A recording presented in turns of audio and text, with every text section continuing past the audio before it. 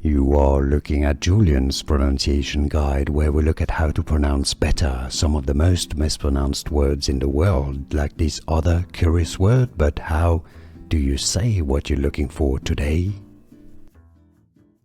Let's learn once and for all how to pronounce this name correctly and its different pronunciations. This is indeed more commonly associated as being a Mandarin Chinese name, meaning strict or severe. Chinese pronunciation, surname Yan.